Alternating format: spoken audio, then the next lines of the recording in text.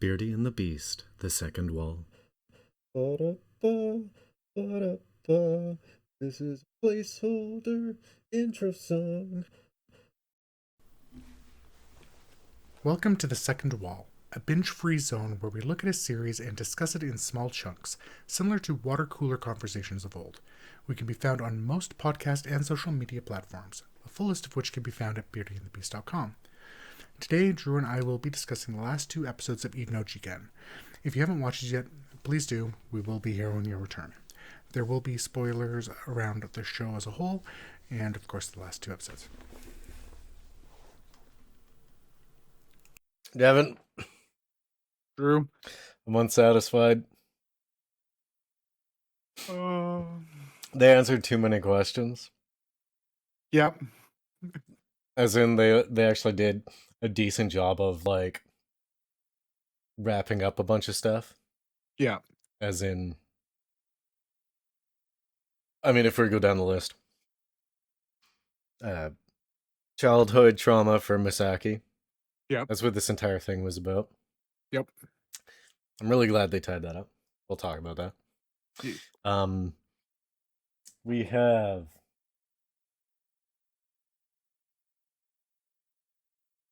I would say 80% answered.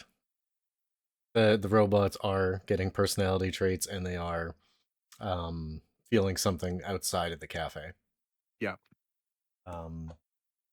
Actually, I would give it 95, sorry. And then, of course, the last one, Nagi is a human. So, yeah, I know. I know. I agree with your... I agree with you. Also, Masaki's mom's pretty badass. Yeah, I know, right? Yeah. The one thing I was thinking with Nagi that could put it up in the air, and I want to have this as headcanon, but I know it's likely not true, is because clearly she was the one involved in an incident. So if that wasn't, Masaki's mom, I would have said it's like, oh, maybe this was the mom of the girl who got injured in the incident. Mm. So I'd like to think there's a little room for ambiguity, but there's not. I agree with you. Yeah, part of my problem with that, I don't think they should have answered that question. No. In fact, I think it would have been additive to leave that as a question. I don't mind as much as sign theory is the best theory. It's not the right theory. Yeah. Doesn't mean it's not the best, it just means it's not the most right. Yeah.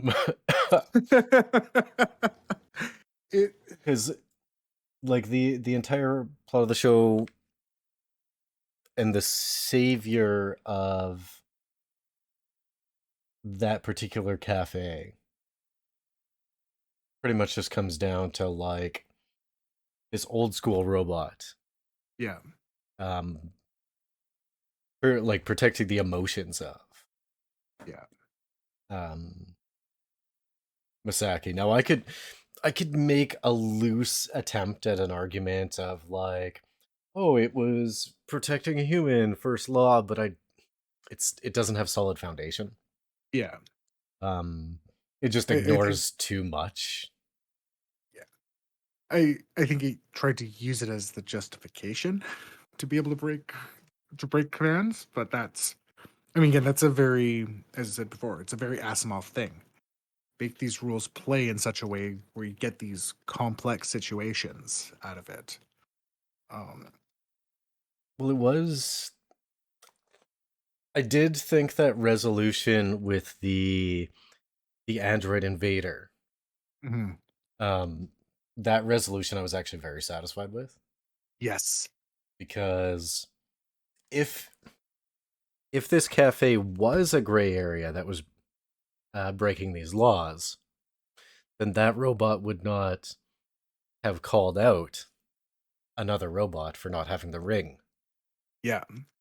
So that's why that robot left. It's like, oh no, I gotta leave. Like I failed my task, Yeah. and that's why it was on hold at the end. The investigation on hold for that particular cafe. Mhm. Um, I was very satisfied with that because it was such a strong point. Like it's almost like the entire series was built off of that encounter. Yes. Like that was the primary plot point they wanted at the end, and then some of it was filler and window dressing and some slice of life stuff. Yeah. And Yeah. I think my, you know what? I think my, oh no, go on. So like I think most of the window dressing again, it was very good at again just exploring the concepts around this. Hmm. Um, I will say like Tex that the interaction with Tex and the hostile android um, in the cafe. I think that ending, that aspect of the ending, was very strong. Hmm. It tied up the right loose points. It gave that bit of indication that okay, no, though there is a bit of the personality outside, um, right, without fully giving it away, but enough of that. It tied the conflict of the ethics committee fairly well in a good way. It played with the themes of the rules of robotics and laws very well. It's just they added so much more that didn't need to be there. Well, what I would have liked to see subtracted would have been the interaction at home between Sammy and Rico. Mm, Um, leave that more to question. yeah. It and that was the big, like that's one of the things I was dissatisfied with. Mm, They stopped playing with the questions yeah. and started giving answers. Yeah. Uh, and I think, you know what? In retrospect, I don't. Originally, I was saying I was having a problem with the script. I don't think it's necessarily the script. I think it's the Riku paradigm Mm, as our pseudo protagonist. yeah. Yeah, because like that was the big twist of that. It's like they clearly made that Misaki is the protagonist, but he hasn't been around to be the protagonist. I think that goes back to the idea of Rukio is the valley again. Maybe that's where the satisfaction is because I thought he was the protagonist throughout until the end, where it became very clear it wasn't. So he was just more the vehicle with which we experienced the everything happening. Yeah, that's the thing. Like, I wouldn't give him the bet be Valley trope. Yeah, He'd be closer to the neutral mask. yeah, Uh, because he seems to experience confusion in the same manner that they were expressing confusion in the series. yeah. No, that's fair. Yeah, so I think that you're right in the aspect that like he is the vehicle, but more in a neutral mask way. Yeah. Um, though it was like I will say that it was a nice twist to get Masaki's story, and again, just reframe the whole thing as like, okay, oh, he is the protagonist, and it's something you didn't directly call, but I mean, you definitely nailed his character better than Mm. I did. Well, I mean, Um, like it definitely There was something about the way that his character was structured that just screamed childhood trauma to me. Yeah. I didn't expect it to be to this degree, but it makes the most sense. Yeah. So I think like his character construction is probably the most solid. Yeah. It was interesting because I mean you and again they still set up some of the questions at the end there. It's kind of like, oh, is it going to be Misaki? That's like everyone was thinking Misaki was the one going to be turning them in, which I found interesting.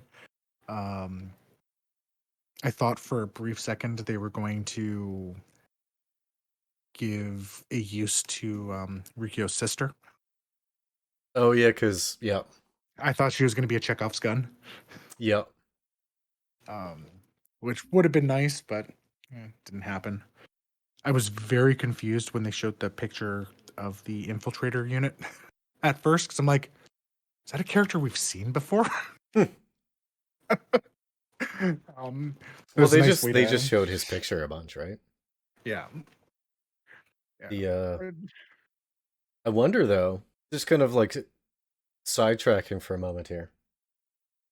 Um, Nagi must have pulled out and analyzed the memories from that robot from episode 4. Picture, Yeah, to get that picture and have it printed and put on the wall, yeah, which is questionable from yeah, a like a morality standpoint. So if there would be something terrible about like pulling into something that you're perceiving as previous being alive and then becoming dead. On the other hand, there is of course the argument that it would preserve like a beautiful memory from this creature. which is what the creature was wanting, right? But It's what Kataran was wanting, just to have name remembered because he couldn't even remember his own name. what's But yeah, I agree. I think they could have handled that differently. If they were going to have that picture being framed on the wall, which in and of itself is a nice touch, it would have been. I think I would have been happier with that if, say, it was the one thing that Keterin had. well, there's it's just like there was a morbid beauty to it Yeah, in this like goofy picture, and that's endearing to me because it's like the goofiest like child's drawing, but like yeah. anyways. I liked the picture there, but yeah, the moral questions that come from the picture being there is It's funny, there's moral questions, but there's emotional answers to those. yeah, Like it's a fun little paradigm just in that picture alone. yeah. Uh how'd you feel about the piano thing? Um, I liked that we. So it's interesting because again, it's kind of that not 100% certain how satisfied I am. Like I kind of liked that we got an answer to it, and then I guess I had to. The whole piano scene had me have to. Well, both these episodes had me swap what I thought of Rukio and what I thought of Masaki Hmm.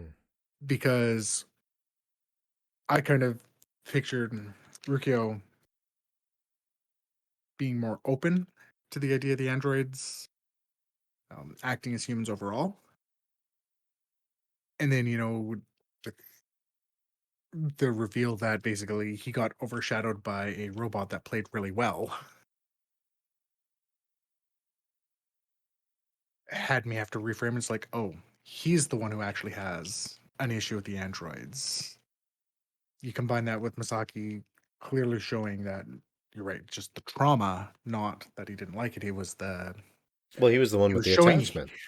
yeah, he was showing hatred to androids because he had attachment. And thinking about it now, that makes sense Mhm. because the hatred and love are two sides of the same coin. Yeah, yeah. They- It's Like that's the unhealthy paradigm I use to get over relationships. Yeah. So it's so that flipped it on its head. I think I think they left a lot of it vague because the idea comes like, okay, is it just because it's programmed well, or did it actually kind of understand the music to get the emotion to overshadow? Um, I think with Sammy playing badly, I think that was done to show that it wasn't meant to show the programming. They were just programmed to play well because, in theory, robot should have the memory to just be able to do it. Mm-hmm. So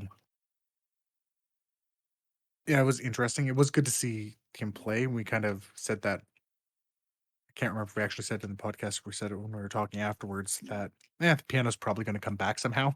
Well, I'm wondering Um, because wasn't the piano riff he did, wasn't it a bit jazzy? it was, yes.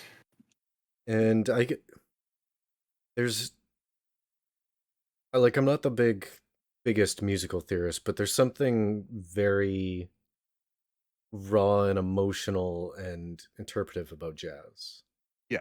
Like that would be probably the hardest for a robot to emulate. Mhm. Whereas if you did something like even punk rock, like I mean, it's very structured. Mm. So like there was definite reason why they chose something jazzy like that because it would be difficult for a robot to emulate it. So it Mm. was the emotion in the attempt and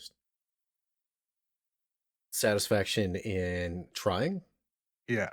and the recognition that it wasn't played the most, but there was something to it that carried an emotional weight. Yeah.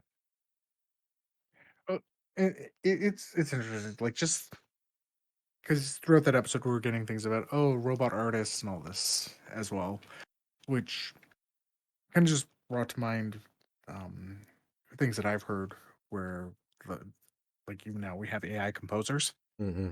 that'll goes like, okay, let's emulate Mozart, let's emulate Bach, and to a casual listener, it's you wouldn't know.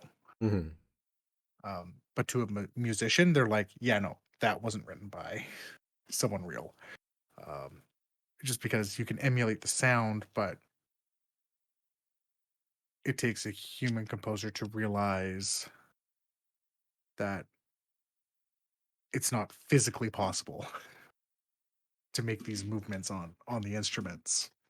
Well, and there's Um, also a like cadence changes and stuff. There's an emotional weight to it. There's a journey yeah, to a good piece. yeah, Uh,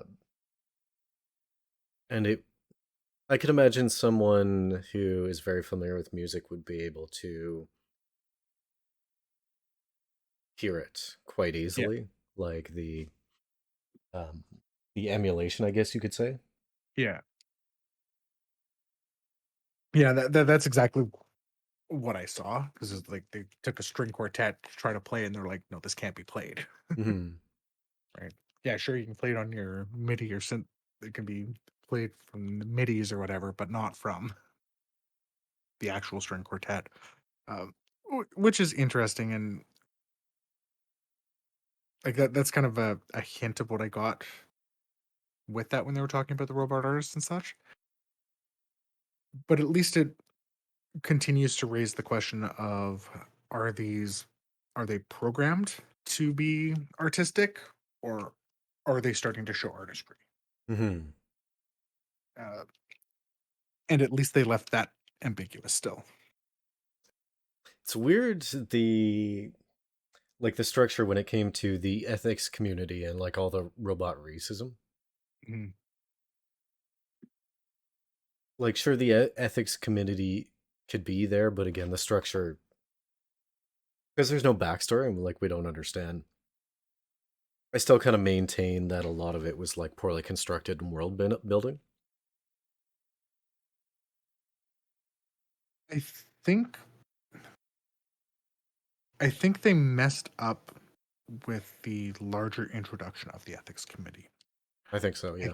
I think they could have actually made a small change that would have fit the world building better. Hmm. So they specifically said that the ethics committee existed before the incident, and they were extremist. Hmm. I think if they had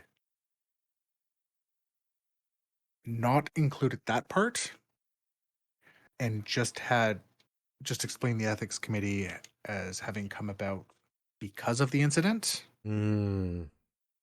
all of a sudden a lot of these things would have made more sense. The media blitz we were seeing would have made more sense because we had a child get hurt. Well, it's the thing. Right. Like we would see that, and this is like the near future in Japan, probably. Um, like we can even see that now. Like, obviously, this story in the realm of the universe for the child getting hurt is true. But even if it wasn't true, even in nowadays age, the way that would carry across social media would drive a lot of hatred. Yeah. Like just the way things get amplified and magnified. So I think that is a structural change, even if they kind of like had something in the background that kind of explained it from the beginning. Yeah. Um, I mean, you have to be careful with doing that though, because I think like they introduced it at the last second, mhm. but they couldn't have introduced it at the beginning either, because I think it would have poisoned the well. And all of a sudden the whole framing of the series would have changed if that was introduced too early. Well, it's just how it's introduced. Yeah. So if they were to just explain like that there was uh, an incident that created the ethics committee and um like do you really like people don't trust robots because of said incident, like no descriptors, and Yeah. then have the real reveal be what the incident was in the same way they did, Yeah. would have just been structured better in like the framing of world building. Yeah. Yeah, it's again it's one of those tough things. Like I agree though, like I mean one of the first things I said was I didn't like how they were doing the advertising. I think, yeah, they needed to make that advertising a little bit more subtle than it was at the beginning. Like, I didn't mind it later on in the show when it was just like a marquee while they were walking down the street. See, that was perfect. Yeah, that is how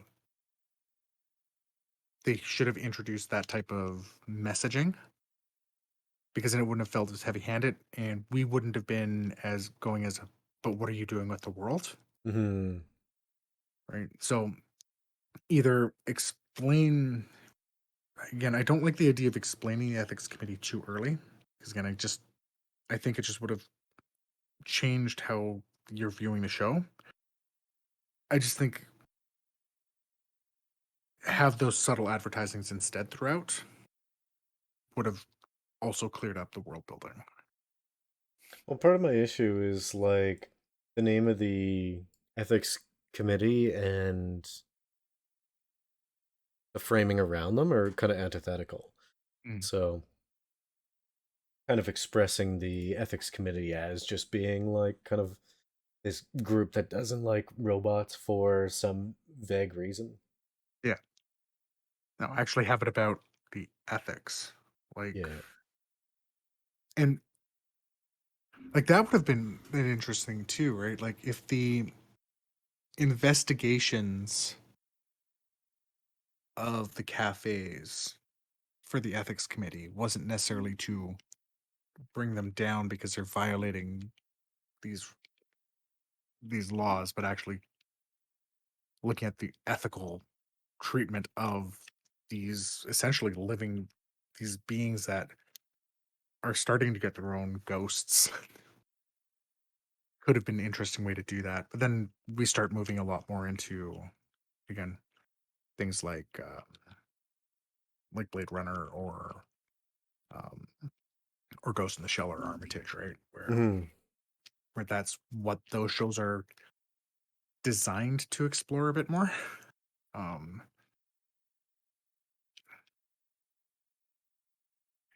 yeah, there's something about they didn't handle the hatred of the robots quite well enough. They could have done things subtly throughout more. Um, I felt, yeah, the first episode had that, and then kind of like the second to last episode where you just had the no robots signs everywhere. It's like that's that's what we really should have had throughout instead. The I'll tell you one thing, the way that they had had they not used Misaki as the way to end it and kind of conclude things here, I would have been like super thumbs down, unsub, you know, leave bad comment, cancel on tweeters. Cuz what's the best way to say it? It was structured in a way that something has to happen. So it couldn't be a slice of life in where nothing happens. Yeah. They're definitely pushing towards something. And having Ruku be the focal point of it just didn't make sense unless they had started structuring it in the way that we suggested it earlier, where like the different people in the cafe are more like learning situations or expressions of Riku coming to grips with what is a human, what is a robot. Yeah. Um, so it could only be that way, and the only way that they could get out of that is if the Misaki plot line came in to save the day. Yeah. And it's really the only thing that I'm like 100% satisfied with when it Oh comes to yeah. the series. Yeah. 100% satisfied with that. Yeah. The only way that you could have had it if Ruko was the ended up being the focal point in there is that it would have had to been his sister acting as a Chekhov's gun, Mm-hmm. right? And then it becomes a conflict between him and his sister, and makes her not useless. Well, it was it was her, and it was Mystery girl. yeah, mystery girl at school. I mean, we are kind of at a disadvantage because apparently they took the 6 episodes Yeah. and combined them into one movie with some extra context. Yeah. But I almost feel like some of that context would take away from the Masaki storyline. That. Yeah. Obviously, not knowing what the extra content was, it was actually something I was going to bring up. It's like I knew that there was a movie version of this and the series version. Well, I mean, And when it's 6 15-minute episodes, you're like, oh, okay. yeah. Well, I mean, we know other series that have done that too. I mean, we've both talked about Macross Plus, where there's like 12 different versions of it. And I've seen them all. So have I. um, because there's a question that was kind of in my head, and I didn't really want to bring it up until the final episode. I'm trying to figure out how this would be structured as a film, because it's like the way I look at it, and the way I look at slice of life in general is they're vignettes, Hmm. which is really what we got throughout most of them, right? And how do you change that into a cohesive storyline for a movie? And as you said, if they need to throw extra scenes in, which is probably why there is extra scenes there. Yeah, I see that. I can't imagine a way that you have these extra scenes in there that doesn't take away from it as a whole. I could only see the addition of scenes inhibiting it. Yeah. In fact, there's like scenes I think should just be taken away Yeah. to make it more structured. Maybe they did. Yeah. Maybe they did. Yeah. Unfortunately, I wouldn't say that from watching the show I'm super interested in like tracking it down and watching like the film. I feel like I got what I was supposed to get from it. Yes, I agree. I I can't see anything like yeah, I can't see anything that's going to be added Hmm. by having it as a film. Um, whereas, like I said, we've both watched the 17 different versions of Macross Plus. Like there was value in each of the different versions. Uh, Best just a little more ones dispersed. were related to just action. Yeah. IMO, BT dub. They'll say it's got some of the best music out there. Oh, Voices, top tier. yeah, Sharon Apple. Yeah. Love me. I yeah. On my Discman, I had it. When I got an MP3 Discman, I had Sharon Apple. When I got a Yeah. mini disc player, Sharon Apple.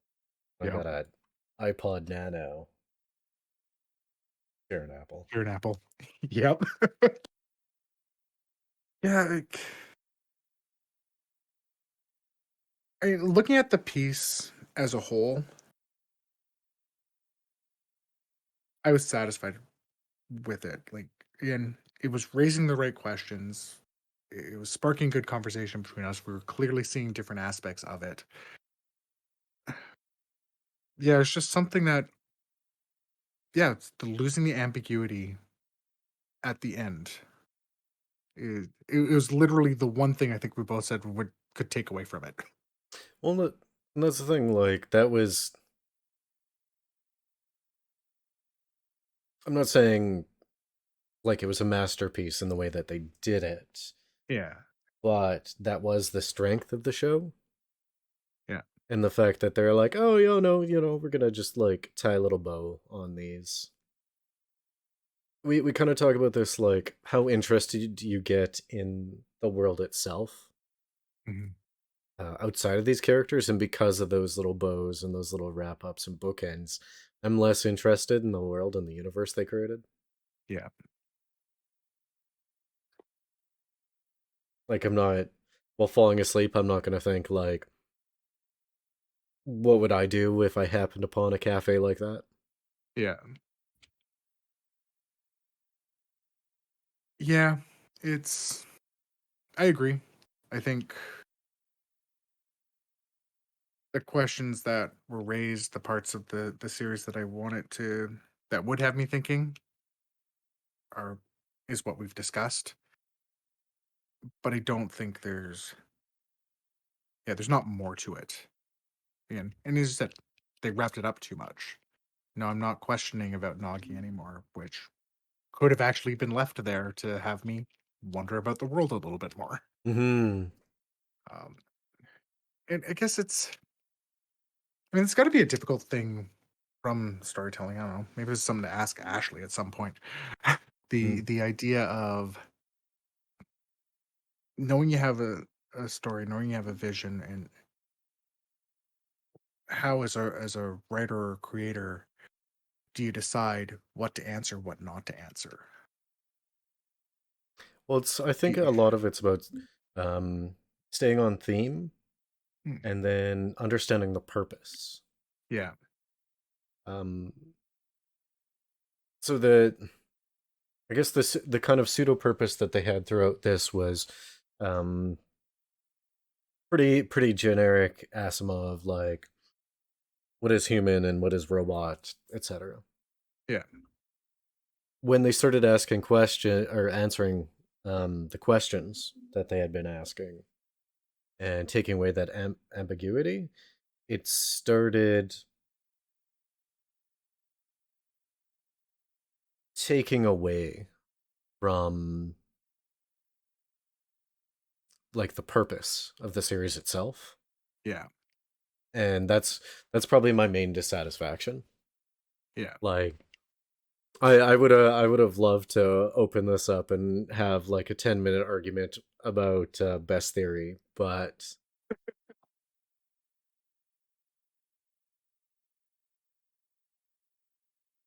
That's an interesting thing because like I think it needed to be there with Masaki, and I'm very glad that he kept the danger present so we could kind of try to have that bit of conversation with Tex. mhm. Um, which by the way is THX, which I really appreciate. um, it would have been interesting, like if he'd left earlier and not being able to get that little bit of closure. Wonder how that would have been. And Mm. or now knowing the hurt that is being caused, could Tex now be able to talk to him because of the danger, because of the harm that Tex is causing Misaki because he can't talk. Like that would have been like that kind of top tier Asimov play on the rules. Well, and that's the thing, like, and then if they hadn't answered a bunch of those questions, had he not talked, then you would be like, well, it's obviously harming Masaki that Tex is not talking, yet Tex still does not talk. Yeah. So it's like, is there an emotional connection there? Like, still allowing room for doubt? Yeah. Yeah. Like It's like had there not been a few scenes, I could make like a decent argument that um the robot didn't feel that emotional connection. I mean, I don't have one to stand in, like I don't have leg to stand on when it comes to how the ending was presented as is. yeah. But had they made it more ambiguous, I could say things like the robot knows that if the cafe's taken away, it'll harm Masaki because Masaki is kind of a loner child who doesn't really have that many friends, and this is the Yeah. only connection. So if it's taken away, it harms a child. Therefore, like being able to make those leaps. Yeah. But I mean, again, it doesn't stand up as presented. Yeah. Um, which I mean is a shame, but the satisfaction that I have having like an emotional fulfillment when it came to Misaki um, carries it enough. Yeah. Like enough that I could recommend this to people, Mm. but I wouldn't put it in like a top 10 Asimov liked or must see lists. Yeah. I agree with that. I think for people familiar with the rules of robotics and such like that, the first 4 episodes in particular play with them really well. And again, even when you take a look at the idea of them as short stories, they work like that, even with a bit of a, as you said, the weaker script, as it were. Mm-hmm. Um, it's just, yeah, the ending just lowers it down that little bit. I definitely, I definitely would recommend, but yeah, as you said, it's not going to be on my must watch like Carolyn Tuesday was, or Trigun, or or early Kenshin. um, Yeah, just Yeah, so I think that's a problem. Instead of being left with questions, I'm less left with threads of dissatisfaction. yeah.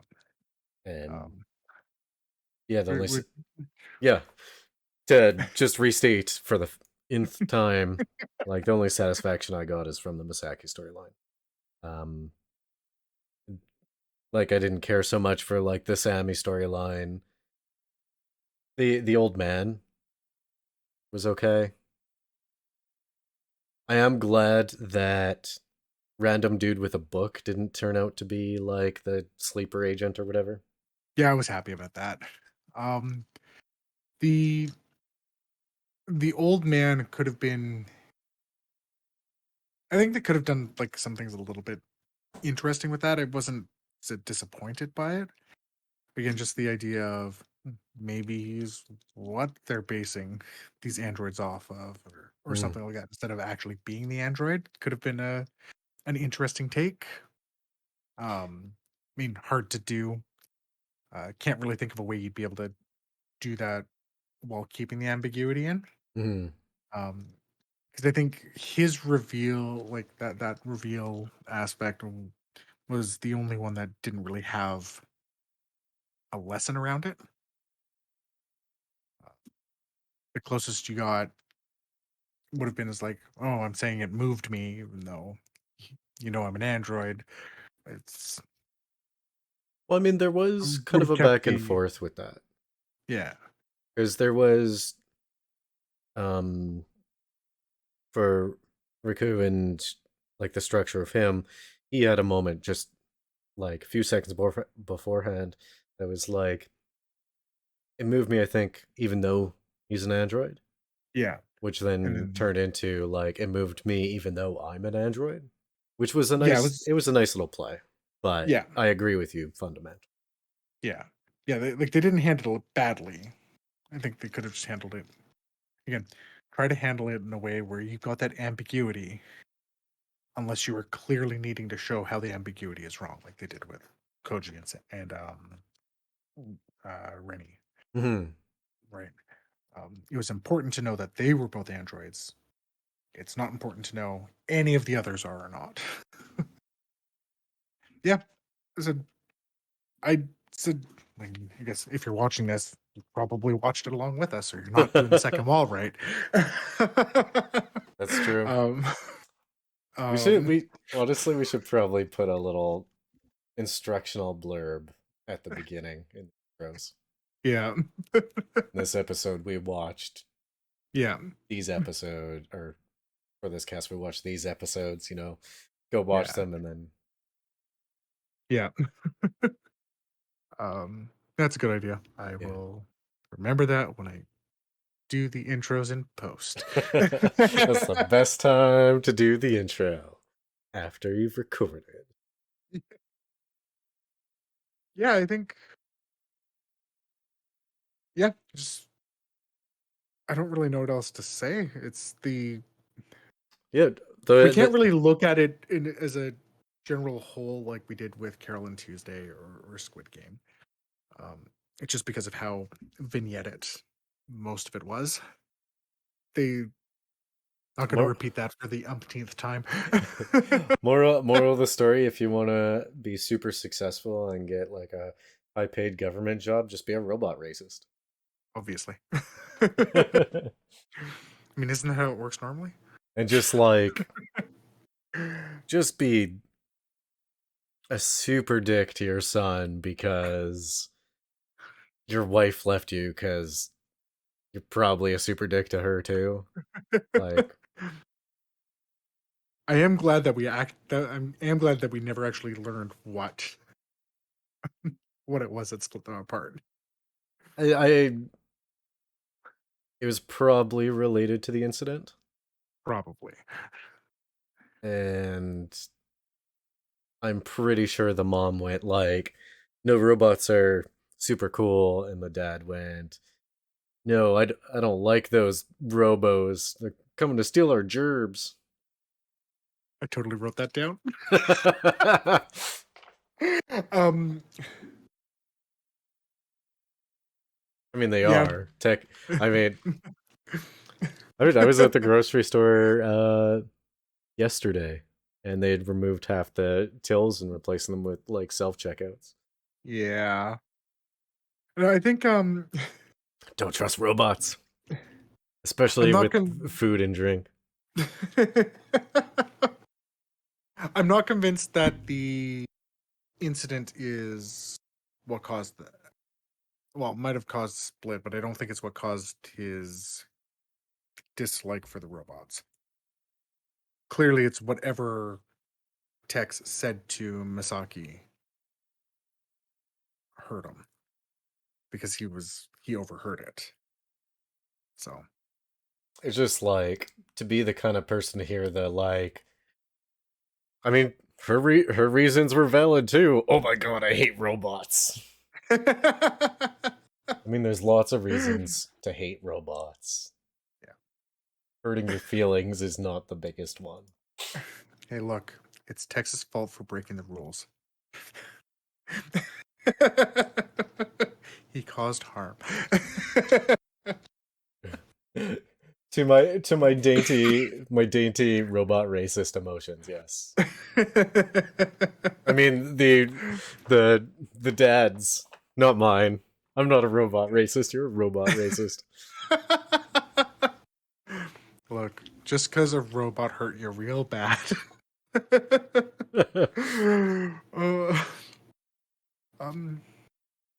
Yeah.